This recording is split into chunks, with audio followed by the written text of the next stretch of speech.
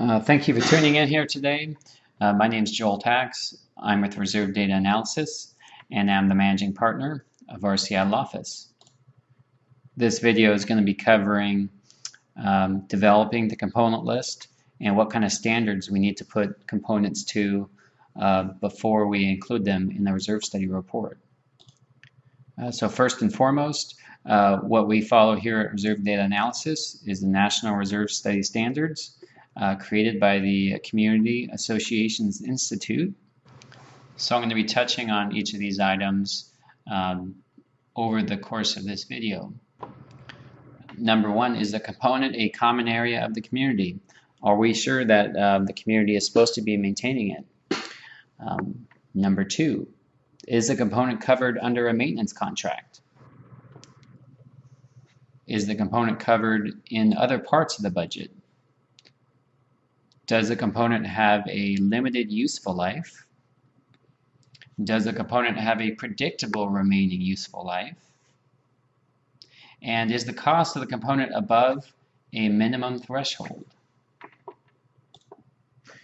So first, is the component a common area of the community? Do we know that this component is maintained by the community? And we typically look to the governing documents for this.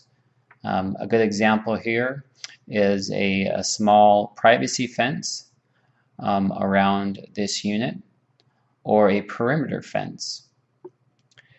Now, we had to review the governing documents on this community, and we found that the perimeter fence was an association responsibility, but this small privacy fence that was installed by this homeowner is not. As you can see, if you look down the line there, other unit owners do not have this privacy fence. So this was something that was installed by this unit owner and is going to have to be maintained by this unit owner. This is a great example of the governing documents guiding us on how to approach these two items, which from an outside perspective we would have no idea. And in this particular community, they weren't even sure. So we looked into their governing documents, and it stated right in there what kind of improvements were to be unit owners' responsibility and what improvements would be an association's responsibility. So is the component covered under a maintenance contract? Typical maintenance items would be landscaping, minor roof maintenance, pressure washing, equipment filters, or carpet cleaning. These items would not typically be included in the reserve study. They're completed on a monthly or an annual basis, and vendors typically have contracts with the associations for maintenance of these items. On the flip side, reserve components that are to be included in the reserve study that are related to maintenance items, and this is where it gets a little bit confusing, would be landscape refurbishment.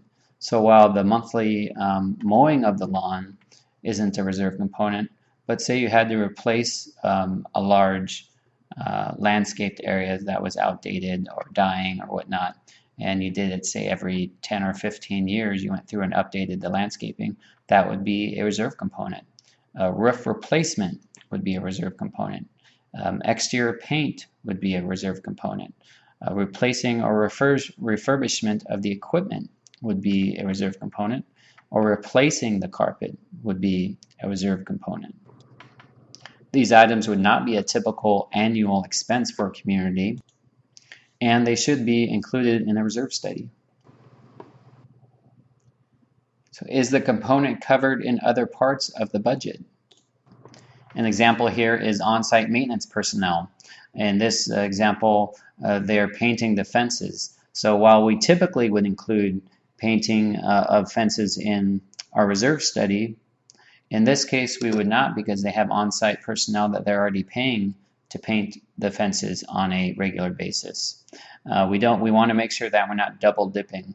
The community only wants to pay for these items once, so there's no need to fund for it in a reserve study and have them pay for it twice over time. Does a component have a limited useful life? Most items like fencing or paint or roofing, we have a very good grasp on the useful life of these items and the cost and whatnot. There's a lot of good data for that. But other items, such as foundations or large retaining walls or trusses, these items really have no known useful life to them. Oftentimes they will last much longer than the building or the community themselves. And it's not like they don't fail, because they do periodically. When they do fail, what we suggest is that a community then hires a vendor to come in and do a system-wide inspection of those items to determine what needs to be replaced and an estimated cost. They're typically very specific to a building or a site, and cost manuals and limited experience on having to replace a whole foundation on a building limits our ability to provide any type of accurate cost figures for that. So somebody coming in, a professional in whatever field it is, can give a good estimate on the cost to replace that.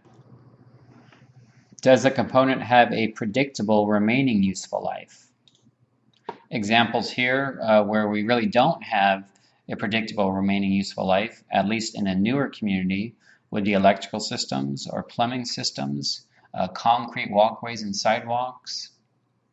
Items that we're much more certain about would be roofing, wood fencing, paint, windows and gutters. We're essentially making predictions about when these items will fail. Now, they're not completely just taken out of the sky. We're utilizing our records as well as cost manuals and talking to vendors to determine how long something's going to last in a specific community, in a specific geographical area. Now, as a community ages, some of the items that the future was hazy about becomes much clearer, and we can put remaining useful lives on them, and we can put cost estimates on them. Examples here would be old leaking pipes, hazardous electrical or code compliance, concrete damage from roots. These are great examples of items that oftentimes will not be in a reserve study for a newer community, but will be for an older community. In an older community, as these items fail, we're going to have a good history of how often they're going to fail and kind of what percentage they will be failing. And then we can put those items in the reserve study and assign cost to that. Again, it's usually based on what has happened in the past for that community. These are, again, can be very expensive items, and we're going to want to make sure that they're included in the reserve study so they have a good financial strategy going into the future for some of these items that they were not expecting failures on. This is a great example of how a reserve study is an evolving product that changes over time and with each specific community, and is also why it's extremely important over time to update reserve studies. And lastly, a test that we put components to is the component above a minimum threshold for the community. This threshold can be set by the association or their governing documents, or in some states, statutory requirements. Typical items that would be below a threshold for a community would include pool filters, sprinkler heads, light bulbs. These are fairly inexpensive items that many communities will just pay out of their operating budget, so they would not be included in the reserve study. And it's important to remember that this threshold amount is going to be different for every community. So that's it for today and this presentation on developing component list. I hope it was helpful in seeing the process and the tests that we apply for components before we include them in our reserve studies. It's really important that we have good communication with the board, and there's obviously many gray areas, and many communities interpret the governing documents differently. So there can be items that in one community is very obviously included, and another, the governing documents are very vague and their interpretation is very different. So it's first and foremost extremely important that we have good communication with the board. Other than that, thank you for listening. If you have any questions or concerns or whatnot, please feel free to call me or email me. at the contact information on your screen.